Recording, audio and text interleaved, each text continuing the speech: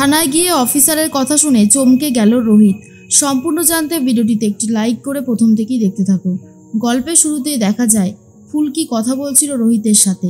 রোহিত ফুলকিকে বলে, দেখো ফুলকি, এই কেসটা নিয়ে আমাদেরকে খুব আস্তে করে সব কিছু ঠিক রেখে তদন্ত করতে হবে।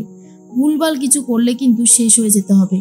এর মধ্যেই ধানু বলে, কিন্তু আমি কি করব বুঝতে পারছি না। আমার স্যার যে এইভাবে আমাকে এই কেসটা থেকে সরে আসতে বলবে, এটা তো আমি স্বপ্নেও ভাবতে পারিনি। রোহিত বলে, দেখ, আমার মন বলছে এই কেসটায় এমন কোনো মাথা জড়িয়ে রয়েছে, তারা চায় না সত্যিটা সামনে আসুক। আমি না জানি যে নিরপরাধ হয়ে সবার কাছে অপরাধী হয়ে থাকার জ্বালাটা ঠিক কতটা। ছন্দকে রাগ হওয়ার কারণটা এখন আমি ভালো মতন বুঝতে পারছি। তবে হ্যাঁ, ছন্দক অপরাধী নয়, তাই ছন্দককে আমরা যেভাবেই হোক বেকসুর খালাস করে ছাড়িয়ে আনবই। তখনই ফুলকি বলে, এই তো স্যার, আপনি যেই চ্যালেঞ্জটা নিয়েছেন সেটাই আমি অনেকদিন আগেই নিতে বলেছিলাম।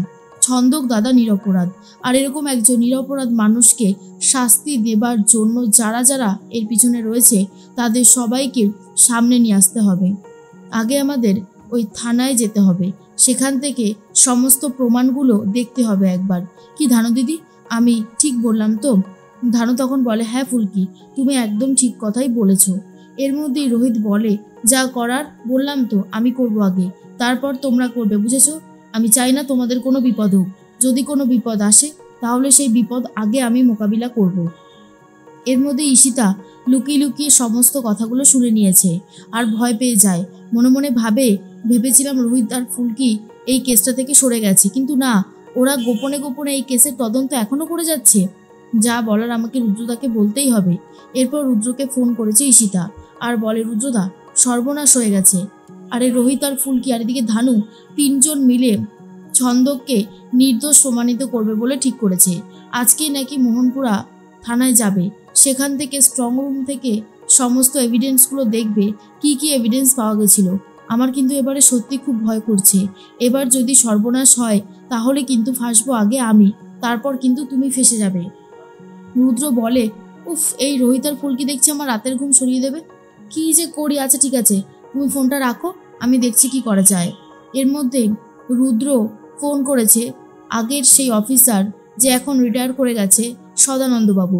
তাকে ফোন করে বলে, এক্ষুনি আমার অফিসে আসুন, আপনার সাথে ইম্পর্টেন্ট কিছু কথা আছে। আরে বাবা আসুন তো, তারপরেই বলছি। এরপর সদানন্দবাবু বেরিয়ে পড়েছে আসবে বলে। রুদ্র মনে মনে বলে, ফুলকি আর রোহিত যেভাবে আমার পিছনে লেগেছে তাতে আমার বেঁচে থাকাটাই এখন দায় হয়ে যাচ্ছে। এরপর সদানন্দবাবু এসে বলে, বলুন স্যার, কি হয়েছে? তখনই রুদ্র বলে, শুনুন, আপনি বলুন তো একটা কথা, ওই যে আপনি যে থানায় কাজ করতেন সেখানে তো এখন নতুন ওসি রয়েছে কি অনুরাগ বাবু, ওনাকে পয়সা টয়সা খাওয়ালে উনি কি কথা শুনবে? তখনই সদানন্দবাবু বলে, হ্যাঁ হ্যাঁ শুনবে স্যার, উনি আমাকে খুব মানে, আমি যদি বলি তাহলে নিশ্চয়ই বুঝতে পারবে। এরপর রুদ্র বলে, বেশ। আর সেকেন্ড যে অফিসার রয়েছে সুশান্তবাবু, ওনাকে একটা ফেক কলটল করে আজকের দিনটা ছুটি দিয়ে দিন আর থানাটা ফাঁকা করে দিন। সেখানে অনুরাগ বাবুর কাছে একজন যাবে, মানে একজন না, 2-3 জন যেতে পারে, একজন উকিলও যাবে। গিয়ে বলবে ওই ছন্দক বাবুর কেসটা নিয়ে আবারও ইনভেস্টিগেশন শুরু হচ্ছে। ছন্দক বাবুর যে এভিডেন্সগুলো ছিল, যেগুলো রুম থেকে পাওয়া গেছিলো, সেগুলো তো সব স্ট্রং রুমে জমা রয়েছে, সেগুলো দেখতে চাইবে। আপনি কোনোভাবেই দেখতে দেবেন না, সেই ব্যবস্থাটা আপনাকে করতে হবে। নিন, এবারে সেই ব্যবস্থাটা করতে থাকুন। তখনই সদানন্দ বাবু বলে, ঠিক আছে স্যার, আমি ওই অনুরাগের বাবুর সাথে নিজে কথা বলে ব্যাপারটাকে সামলানোর চেষ্টা করছি। তখনই রুদ্র বলে, চেষ্টা না করতে আপনাকে হবে, বুঝেছেন? না হলে যে আমি ফেসে যাব, আর আমি ফেসে গেলে জানেনই তো আপনাকে নিয়েও টানাটানি করতে হবে। সেই জন্যই বলছি, যা করবেন ঝপঝপ করে করুন। এর মধ্যেই রোহিত আর ধানু কথা বলতে থাকে। ধানু তখন বলে, দাদাভাই, তুই একা যাচ্ছিস? আমিও যাব তোর সাথে। রোহিত বলে, কোনো দরকার নেই, দেখ চারিদিকে বিপদ আছে, আমি আছি তো, আগে আমি গিয়ে দেখে আসি, আগে নিয়মাবলীগুলো জেনে আসি কিভাবে করলে কি হবে, তারপরেই তুই আর ফুলকি যাবি। জানিসই তো ফুলকির মাথাটা কত গরম, দুম করে কিছু একটা করে দেবে, তার থেকে বরং যা হবে আস্তে আস্তে হোক, সেটাই ভালো হবে। ধানু তখন বলে, টেনশন তো আমারও হচ্ছে, কি যে করব বুঝতে পারছি না। তবে ছন্দকবাবু নিরপরাধ মানুষ, সেটা কিন্তু প্রমাণিত হয়ে গেছে। এর পিছনে যারা রয়েছে তাদের আসল মুখোশটা টেনে ছেড়ে দিতে হবে। এরপর রোহিত বেরিয়ে গেছে, মোহনপুরা থানায় চলে যায়। সেখানে সেই অফিসার অনুরাগ বাবু রয়েছে। আর রোহিত গিয়ে হাত মেলাতে চায়, বলে নমস্কার, আমি রোহিত রায়চৌধুরী। যখনই অফিসার বলে কি ব্যাপার বলুন, রোহিত বলে আপনাদের এখানে একটা কেস উঠেছিল ছন্দকবাবুর নামে। ছন্দককে যখন ধরা হয়েছিল তখন তো নিশ্চয়ই আপনারা কিছু এভিডেন্স পেয়েছিলেন। আমরা সেই এভিডেন্সের লিস্টটা দেখতে চাই, কি কি নিয়মাবলী আছে দেখতে হবে, তাহলে বলুন আমার বোন যে রয়েছে সে এই কেসটা আবারও রিওপেন করবে বলে ঠিক করেছে, তাহলে সে সেগুলো অ্যাপ্লাই করতে পারবে। অনুরাগবাবু প্রথমে শুরু করে দেয় আর বলে দেখুন এসব আমি বলতে পারবো না, এত পুরনো কেস যার শাস্তি হয়ে গেছে, এসব নিয়ে মাথা ঘামাচ্ছেন কেন? শুধু শুধু খেয়ে দিয়ে কোনো কাজ নেই নাকি? রোহিত বলে খেয়ে দিয়ে কি কাজ আছে আর কি নেই সেটা না হয় আপনাকে জানতে হবে না, কিন্তু আমি যেটা বললাম সেটা আপনি বলুন। এরপর অনুরাগবাবু বলে আমি কি বলবো, হেডকোয়ার্টারকে জানাতে হবে, অনেক হ্যাপা আছে, আমি এসব কিছু করতে পারবো না, বুঝেছেন জানতো মশাই, আমার অনেক কাজ আছে। এরপর রোহিত বলে আপনাদের সেকেন্ড অফিসার সুশান্তবাবুকে তো দেখছি না। অফিসার তখন বলে কেন, আপনি সুশান্তবাবুকে চেনেন? রোহিত বলে না, সুশান্তবাবুর নামটা নেওয়া যাবে না, তাহলে সন্দেহ হতে পারে। এরপর রোহিত সেখান থেকে চলে যায়। এদিকে ফুলকিও চিন্তা করতে থাকে আর বলে এটা কিন্তু ঠিক না, এমনিতেই আমরা দল হিসেবে কাজ করি, দলটা ছোট হয়ে গেছে, তমাল দাদা পিয়াল দাদাকে কিছু বলতে পারছি না বলে মনের ভেতরে কেমন একটা হচ্ছে, তার মধ্যে স্যার ওইভাবে দুম করে চলে গেল, যদি কোনো বিপদ হয়।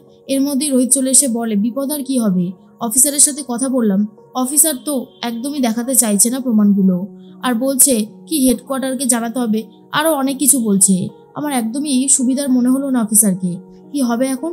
ধানু বলে কেউ তো আছে যে এটা সামনে আনতে দিতে চাইছেই না।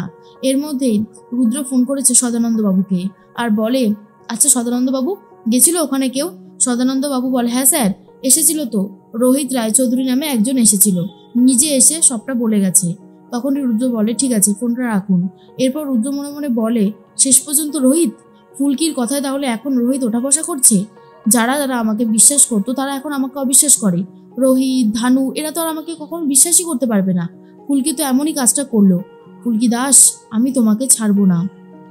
এর মধ্যেই ফুলকি তখন বলে অফিসার যদি সাহায্য না করে তাহলে আমাদেরকে অন্যভাবে উপায় একটা বার করতেই হবে, সেভাবেই হোক না কেন আমরা ঠিক ওই প্রমাণগুলো দেখে নেব। এর মধ্যে অশোকনগর থেকে ভুম্বলদা ফোন করেছে আর বলে অক্ষয় তৃতীয়া তো হয়ে গেল, এখন তো এখানে কীর্তন হচ্ছে, চলে আয় আমরা বাড়ি বাড়ি প্রসাদ বিতরণ করতে যাব, খুব মজা হবে। ফুলকি তখন বলে কিন্তু আমি এখন যাবো কি করে, আমার তো একটা কাজ আছে। এরপরই ফুলকির মাথায় একটা বুদ্ধি আসে। ফুলকি তখন বলে আমি তোমার সাথে পরে কথা বলছি ভুম্বলদা, বলেই ফোনটা কেটে দেয়। আর রোহিতকে তখন বলে স্যার আমার মাথায় একটা বুদ্ধি এসেছে, আমরা না কীর্তন করব। এর মধ্যেই তখনই চলে এসেছে পিয়াল আর বলে কীর্তন করবে, এই আমাকেও নিয়ে যাবে তো, আমি এক্ষুনি দাদাকে গিয়ে বলছি, বলেই চলে যায়। রোহিত বলে এটা কি হলো, এবার তো পিয়াল তমালকে বলবে, তমাল ঈশিতাকে বললেই সব শেষ হয়ে যাবে, তুমি তো ঈশিতাকে সন্দেহ করছিলে। ফুলকি বলে না না স্যার কিচ্ছু হবে না, আর এমনিও তো কীর্তন করতে গেলে আমাদের লোক লাগবে, আমাদের একটা দল তৈরি করতে হবে। তখনই চলে এসেছে লাবু আর বলে এই কিসের দল তৈরি করবে গো, আমাকেও নাও না আমিও যাবো তোমাদের সাথে। রোহিত বলে তুই যে আমাদের সাথে যাবি তোর বর মানে রুদ্র মেনে নেবে তো? লাবু বলে তুই রুদ্রর ওপর আর রাগ করে থাকিস না তো ভাই, আর দেখ না আজকে আমি ওকে না বলেই যাবো, তাহলেই তো বুঝবি ওর আমার ওপর আর এসব করে না। ফুলকি মনে মনে বলে দিভাইকে নিয়ে যাব, দিভাই যদি জামাইবাবুকে কিছু না বলে তাহলে তো ঠিকই আছে, আর যদি বলে তাহলেই তো গন্ডগোল, কিন্তু নিয়ে তো আমাকে যেতেই হবে। আর ফুলকি আর রোহিত উঠে পড়ে লেগেছে ওই স্ট্রং রুমে ঢুকে প্রমাণ জোগাড় করবে বলে।